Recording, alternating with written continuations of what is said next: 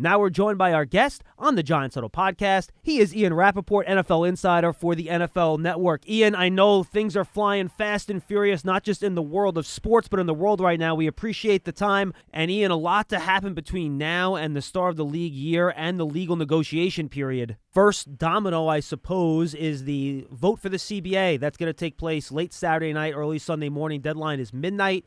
What's your feel in terms of talking to players around the league for how you think that vote is going to go? Or does really no one have a clue here because it's a secret ballot? Yeah, I mean, I can't pretend to know. And that's one, frustrating thing is, I spend so much of my time talking to people and reporting what's going to happen. I can't talk to, I can't talk to 2,000 players. I wish I could, and so it feels like the election of J.C. Treader, who is more of a moderate, feels like that was good for the passing of the CBA as opposed to someone like Michael Thomas or Richard Sherman or Russell Okung. Had they been elected, it probably would have been a little more dire. The fact that the NFLPA asked for 2 more days to tabulate votes, to me, feels like a good sign for a deal getting passed, but I certainly can't pretend to know with any sort of definitive answer. How much has action been delayed, either for teams clearing guys off their roster or trying to negotiate long-term extensions, been put on hold because of the uncertainty of the CBA? I don't get the sense that anyone is doing anything. That's what's really crazy here is, usually by this time I have a sense for, what the top free agents are going to get. I have a sense for where most guys are going to end up going. If this team comes in like the offer I think they're going to, and this player is probably going here, it's not like that this year. I've talked to a couple of GMs in the last day who have basically said, do you know? Because I don't know. Because there's so much uncertainty about a CBA. If there's no CBA, there's more than 5 teams who probably won't be able to do anything just based on the salary cap. If there is a CBA, those teams will be active.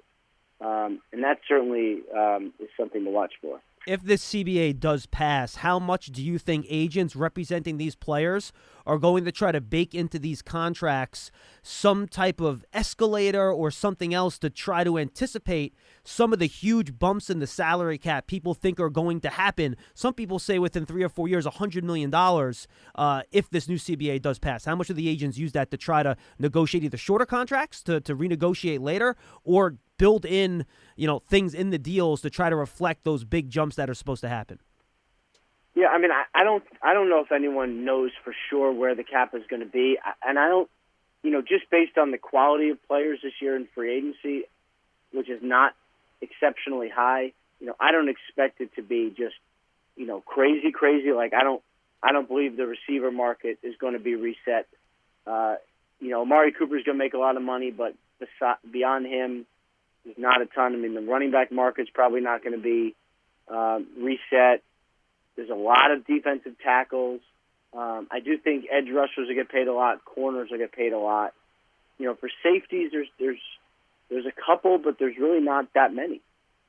So I think they will try to take advantage of the escalating salary cap, but I don't think it's going to make money go crazy because the market is what it is, and the quality of talent in free agency is not nuts.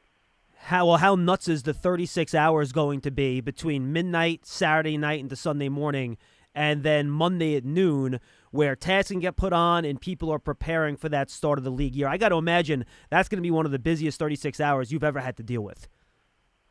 Yeah, I would think you're right, and that's because usually by this time you've had teams making cuts, you've had restructures, you've had everything that could go on. And almost none of that has happened because, for instance, you don't know if you can do you don't know if you can do a post-June 1st cut because you don't know if there's going to be a CBA. So all the league business that usually goes on, guys getting cut, restructures, little mini extensions, that hasn't happened. It'll all probably happen Sunday and Monday morning, and plus the franchise tags, we haven't had a single guy franchise tag. So it's really going to be a crazy few days. Well, and you can check it out on NFL Network's Free Agent Frenzy, which Ian will, of course, be a part of. Starts off Sunday, 1 o'clock Eastern on NFL Network. Do you then project, Ian, that maybe this market and players' might not jump off the board as quickly as we usually see, where minutes of that negotiating window being open, we're going to see guys signing contracts left and right. Will this market, you think, maybe move a little bit slower? I would say the agents probably have an idea now that it's not going to be absolutely crazy. And so, I would think that guys will probably be taking deals early to ensure that they get the deals they want. I still think it'll feel crazy. I just don't know if the market will get completely reset. How crazy do you think the market is going to be for two impending Giant free agency? And I know you said you haven't been able to get a real good feel for this yet, but Leonard Williams and Marcus Golden, two important parts of this defense, will hit the free agent market. Or do you think they'll be part of that first wave getting big contracts, or will they be part of that second wave where maybe they're not going to be at the top of where that market ends up? No, I think both those guys are going to do really well. With Leonard Williams, the biggest question I have is, are the Giants going to franchise tag him? I certainly think it's possible. I know they've discussed it. He's a very good player who has not yet reached his potential. And I think with, some really good coaching this year, that would probably help him, help everyone. Now, if he gets a huge multi-year deal from someone else, would he? I would say this: if the Giants don't franchise him, Leonard Williams is going to do very well. I just don't know at what level. And I think if you're the Giants, you'd probably try to retain him because you traded for him, and you hate to lose good players. So I think that's a situation that, if they don't tag him, will certainly escalate pretty quickly. And then for Marcus Golden, not a big name, was a great signing for the Giants last year. I would expect him to, probably be in the maybe $10 million range for pass rushers. That's what those guys are getting. So, I don't know if it's secondary or primary, but I think he's going to be, I think he's going to do very well in free agency too. We know Byron Jones at the top of the free agent market could reset that cornerback market until Jalen Ramsey eventually signs his contract. Your feel for how the rest of that cornerback group is going to go off the board, Ian, and who else you think might be highly sought after Byron Jones? Yeah, I think Byron Jones is going to be at the top.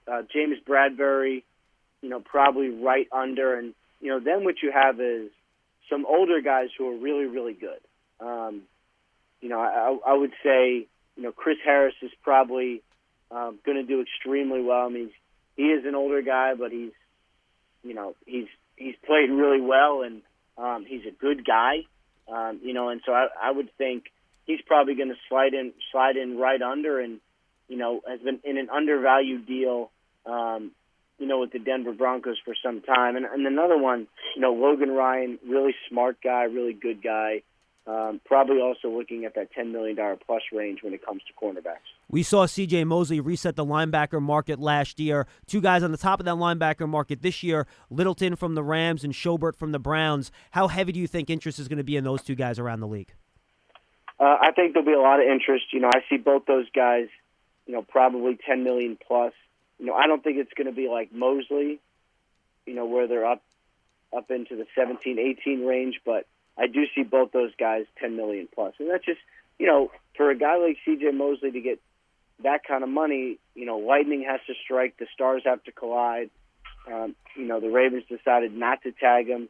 The Jets needed him. There was a bidding war. It's, maybe one of those guys gets there, but I think right now it's safe to say both those guys going to get to $10 million plus on the market. Aside from Clowney, we know a lot of the edge rushers are going to be franchise tagged. Who else besides Clowney do you think could eventually get out there and command big money at edge rusher? And then just give me your take on how much it's going to cost to bring in a guy like Jack Conklin. Yeah, for a guy like Jack Conklin, I would imagine it'd be, in the $16, $17 million range, 15, 16, 17 million. Probably the top offensive lineman. Trent Brown played really well at right tackle this year for the Raiders.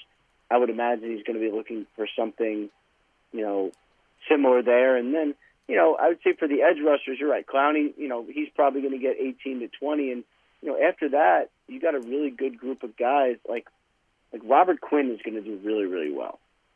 He's going to make more than $13 million a year. And, for pass rushers, that's what teams got to pay. And that's what those guys are worth. That's why everyone wants to lock them up long term when you get them. Because if you don't get them and you got to pay for them from someone else, they're extremely expensive. Ian, final question. Just generally speaking, when the Giants approach this group, we saw what they did back in 2016. Out of the gates, Snacks Harrison, Janoris Jenkins, Olivier Vermin, bam, bam, bam, big money. Worked for 1 year. Then Dave Gettleman had to clean up that mess afterwards. They've been paying for it for a couple years. So how do you think he goes about this free agent market? Will he try to make one big splash? Will he try to spread the money around? The Giants have a lot to spend. How do you think he's going to approach this market? I could see a splash or two early. If the right guy comes in, I just don't see it where they sign, 5 guys on day one and they're spending, $100 million. I just, if you look at the background, Dave Gettleman loves to draft and develop. Joe Judge comes from a place that thrived in the second wave of free agency. I would expect that not saying they're not going to sign someone early, but I would expect where they will thrive is going to be in that second wave, the really, really good players who get contracts probably just under that top tier. My guess is that's probably going to be, the Giants' wheelhouse. Ian, we appreciate all the time today. We know you're very busy. Thank you so much, and we'll talk to you down the road. All right, pal? All right, man. Take care. That's Ian Rapoport, this week's guest on the Giants Huddle Podcast. I am John Schmelk. We thank him for giving us the time on a very busy day. Great information leading into NFL free agency. Want to remind you before we say goodbye, you can find the Giants Huddle Podcast on Giants.com, the Giants mobile app, and all your favorite podcast platforms. Find us, subscribe, add us to your favorites. If you like what you hear and you're on Apple Podcasts, leave a 5-star positive review. And I also want to remind you that you can find all the Giants podcast offerings, including Big Blue Kickoff Live, our daily show from noon to 1, at Giants.com/podcast. I'm John Schmelk. We'll see you next time on the Giants Huddle. Stay safe and healthy, everybody. Adios.